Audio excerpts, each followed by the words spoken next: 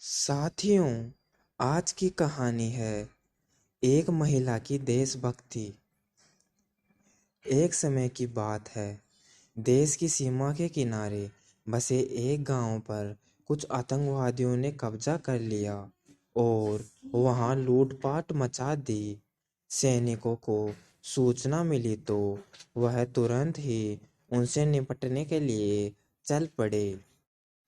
बरसात का मौसम था, घनघोर बरसात हो रही थी। इसके कारण छोटे छोटे ताल तलैया भी खूब विशालकाय नजर आ रहे थे। छोटी सी नदी भी उफान मारती हुई बह रही थी, जिसके कारण नदी पर बने पुल टूट गए थे।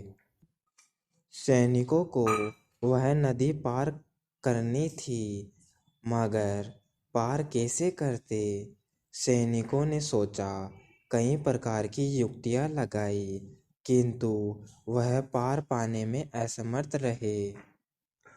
सैनिकों ने देखा कि पास में एक झोंपड़ी है, उससे सहायता मांगी जाए। सैनिक उस झोंपड़ी में गए। उस झोंपड़ी में एक महिला थी जो दिन भर कार्य करती थी और अपनी झोपड़ी में रहती थी।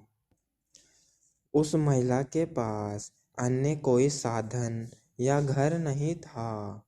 सैनिकों ने जब बात बताई कि आतंकवादी गांव पर कब्जा कर चुके हैं और हमें फौरन वहां पहुंचना है, इसके लिए यह नदी पार करने के लिए कुछ लकड़ियों की हमें आवश्यकता होगी, जिसके कारण हम नदी को पार कर पाएंगे। महिला ने पहले कुछ सोचा, फिर कहा कि मेरी झोपड़ी मैं दोबारा बना लूंगी। आपको जितनी भी लकड़ी मेरी झोपड़ी से चाहिए, निकाल लीजिए। महिला की इस भक्ति से सैनिक गदगद हो गए और यथाशीघ्र ही नदी पर एक पुल का निर्माण किया गया, जिससे सभी सैनिक नदी के पार उतर गए। महिला के इस देशभक्ति की सराहना जितनी करे उतनी ही कम है। सैनिक जल्दी ही उस गांव पर पहुंच गए जहां आतंकवादियों ने कब्जा किया हुआ था। सैनिकों ने काफी देर की मशक्कत के बाद आतंकवादियों को मार गिराया और कुछ भाग गए, जिससे अपने देश में आए हुए संकट को उन्होंने बहादुरी से टाल दिया और दुश्मनों को सबक सिखाया।